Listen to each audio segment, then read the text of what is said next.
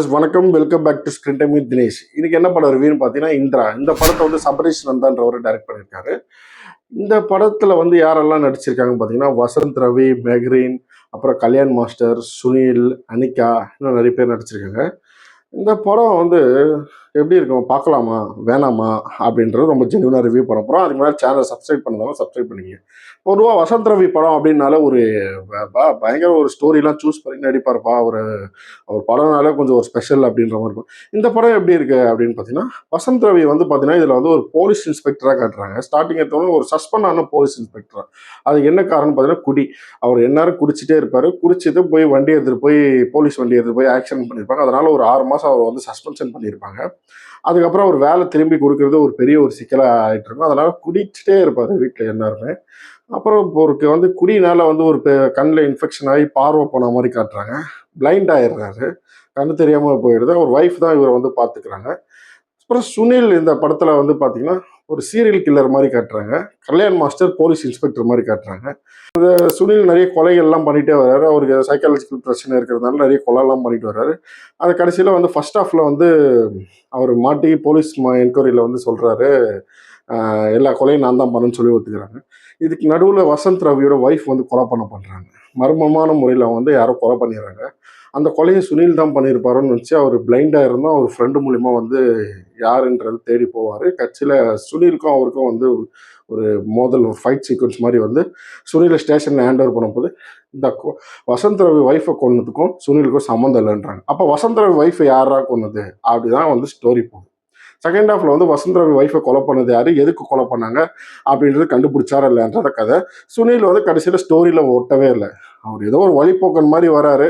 நான் இவர் serial killer மாதிரி காட்டுறாங்க, இவ்வளோ கொலை பண்ணியிருக்காரு. ஃபர்ஸ்ட் ஹாஃப்ல அப்படியே போயிடுறாரு. அதோட வந்து சுனிலுக்கு வந்து இது பண்ணி சுனிலுக்கு தேவையில்லாமல் உள்ளே கொண்டு வந்து இது ஏதோ ஒரு இந்த ஸ்டோரி வந்து ஏதோ ஒரு சைக்கோ கில்லர், சீரியல் கில்லர் அப்படின்ற மாதிரி காமிச்சு வேற மாதிரி செகண்ட் ஹாஃப்ல வந்து வேற மாதிரி ஸ்டோரியை கொண்டு போறாங்க. வசந்த் ரவி ஒய்ஃபை எதுக்கு கொலை பண்ணாங்கன்னு பார்த்தீங்கன்னா அதுக்கு ஒரு ஸ்டோரி கட்டுறாங்க. அதுக்கு ஒரு ஃப்ளாஷ்பேக் இருக்கு. அந்த ஃப்ளாஷ்பேக்கில் தான் வந்து அனிக்காலாம் வராங்க.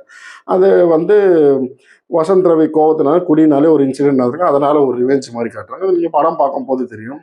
இது வந்து ஒரு ஃபர்ஸ்ட் ஹாஃப் அன்வான்டான ஒரு ஸ்டோரி தான். ஒன்று சீரியல் கில்லர்னா நீங்கள் சீரியல் கில்லர் பேஸ் பண்ணி ஒரு ராட்சசன் படத்தில் அந்த மாதிரிலாம் இருக்கிற மாதிரி காமிச்சு இவர் எப்படி கண்டுபிடிக்கிறாரு, இவர் போலீஸ் ஆஃபீஸர், இந்த மாதிரி ஒரு சீரியல் கில்லர் நடக்கும் அந்த மாதிரி காமிச்சிருக்கோம். சீரியல் கில்லர் படம் மாதிரி காமிச்சிட்டு ஃபர்ஸ்ட் ஹாஃப்ல எனக்கும் அந்த கதைக்கு சம்மந்தம் இல்லை, நான் எனக்கு கொடுத்த ரோலை நான் கரெக்டாக பண்ணிட்டேன் வரட்டமா அப்படின்ட்டு அவர் போயிடுறாரு சொல்லியில். செகண்ட் ஹாஃப்ல இன்னொரு வில்லனை கொண்டு வந்து இவர் ஒய்ஃபை கொலை பண்ணது இவர் தான்ன்ற மாதிரி அவருக்கும் இவருக்கும் மோதல் பண்ணி அது ஒரு ஃப்ளாஷ்பேக் வச்சு அது ஒரு ஸ்டோரியை கிரியேட் பண்ணி ஏதோ ஒரு 2 ஸ்டோரியை காமிச்ச மாதிரி இருக்கு. எதுக்கு இந்த கதையை கொண்டு வந்தாங்க அப்படின்ற மாதிரி தெரியல. ரொம்ப இதெல்லாம் ஒரு செகண்ட் ஹாஃப்ல வந்து இப்போ ஸ்டோரி பார்த்தா அது ஒரு பழைய ஸ்டோரி மாதிரி தான் தெரியுது. ரொம்ப புதுசாக ஒரு எதிர்பார்த்து போகிற அளவுக்கு அந்த மாதிரி ஸ்டோரி வந்து ஒரு விறுவிறுப்பாக அந்த மாதிரி ஒரு இதெல்லாம் கிடையாது. நிறைய கொஞ்சம் லாஜிக் நிறைய படத்தில் வந்து மிஸ் ஆகுது அப்படின்னு தான் சொல்ல முடியும். ஒரு ஒரு பிளைண்டாக ஆகிட்டோம். அவர் வந்து எப்படி அவர் ஃப்ரெண்டு மூலியமாக போய் கண்டுபிடிக்கிறாருன்ற ரொம்ப ஏதோ தமிழ்நாடு போலீஸ் ஒரு முட்டாள் மாதிரி காட்டுறாங்க. ஏதோ சுனில் பாட்டுன்னு கொலை பண்ணிகிட்டே வருவார், அங்கே கொலை பண்ணிகிட்டே வருவார், அதை வேடிக்கை பார்த்துட்டே இருக்கிற மாதிரி. இவர் பிளைண்டாக இருந்து இவர் ஃப்ரெண்டு கூட போய் அவரை வந்து சுனிலை கண்டுபிடிக்கிற மாதிரி, மற்றவங்களாம் வேடிக்கை பார்க்குற மாதிரி அது மாதிரி ஏதோ தமிழ்நாடு போலீஸ் ஏதோ ஒரு முட்டாள் மாதிரி. இவர் சுனில் ஏதோ அசால்ட்டாக கொலை பண்ணிட்டு அசால்ட்டாக ரொம்ப சர்வசாதாரணமாக கொலை பண்ணிட்டு போகிற மாதிரி, அப்படியே அடுத்தடுத்து கொலை போயிட்டே இருக்கிற மாதிரி அதை இது பண்ணுற மாதிரி காட்டுறாங்க.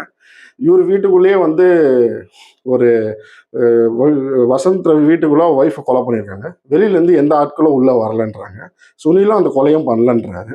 அப்போ அந்த கொலையை பண்ணது யார் தானே அடுத்த இன்வெஸ்டிகேஷன் போகணும். அதை மூவ் பண்ணி போனாரா இல்லையான்றது போலீஸ் டிபார்ட்மெண்ட் அதையும் காட்டலை. இன்வெஸ்டிகேஷன் போகணும். அதை மூவ் பண்ணி போனாரா இல்லையான்றது போலீஸ் டிபார்ட்மெண்ட் அதையும் காட்டலை. இந்த மாதிரி லாஜிக்ஸ்லாம் வந்து நிறைய வந்து ஒரு இந்த படத்தில் வந்து மிஸ் ஆகுது. வசந்த் ரவி வந்து ஒரு யங்காக இருக்கிற இன்ஸ்பெக்டர் போஸ்டிங் மாதிரி காட்டுறாரு. அவர் ஏதோ ஒரு ஏதோ ஒரு காப்பை காட்டணும், அவருக்கு இந்த மாதிரி ஒரு பிரச்சனை நடக்குது அப்படின்ற மாதிரி. அவர் எதுக்கு போலீஸாக காட்டினாங்கன்னு எனக்கு தெரியல. போலீஸாக அவர் காட்டாமல் வேறு ஏதாவது ஒரு ஒரு இதில் ஒர்க் பண்ணுற மாதிரி காமிச்சது கூட இருக்கலாம். இது ஒரு தேவையில்லாத ஏதோ ஒரு ஸ்கிரிப்டை வந்து ஃபர்ஸ்ட் ஹாஃபில் ஒரு கதை, செகண்ட் ஹாஃபில் ஒரு கதை, அந்த மாதிரி தான்ன்ற மாதிரி ஒரு இது பண்ணியிருக்காங்க. ரொம்ப நீங்கள் எதிர்பார்த்து போகிற அளவுக்கு அந்த அளவுக்கு வந்து ஸ்க்ரீன் பிளேலாம் உங்களுக்கு மேட்ச் ஆகும். ரொம்ப வந்து அந்த அளவுக்கு நிறைய லாஜிக் பார்க்கலாம். அம்மா நீங்கள் போய் பார்த்தீங்கன்னா ஒன் டைம் பார்க்கலாம், அவ்வளோதான். மற்றபடி படம் வந்து ஆஹா ஓஹோ. இது வசந்த் ரவி கொஞ்சம் ஒரு டிராபேக் தான் சொல்ல முடியும். ஏன்னா அவர் படம்னாலே ரொம்ப நல்லா பண்ண. ஏன்னா அவரு சிபிராஜ் எல்லாம் பார்த்தீங்கன்னா நிறைய கதைகள்லாம் கொண்டு வந்து ஒரு செலக்டட் ஸ்டோரி நடிக்கக்கூடிய ஒரு ஹீரோக்கள். இந்த மாதிரி படம் இன்னும் ஒரு 2 படம் நடிச்சாருன்னா அவர் கண்டிப்பாக ஃபீல்ட் அவுட் ஆகிடுவார். கொஞ்சம் அந்த படம் அவர் பார்த்து சூஸ் பண்ணி நடிச்சாருன்னா ஆடியன்ஸ்லாம் கொஞ்சம் ஹாப்பியாகும். இந்த படத்தோட ரேட்டிங் நம்ம சேனல் என்ன பார்த்தீங்கன்னா 2 out of 5. மறக்காம வீடியோ பிடிச்சா லைக் பண்ணுங்க, ஷேர் பண்ணுங்க, சப்ஸ்கிரைப் பண்ணுங்க. தேங்க்யூ.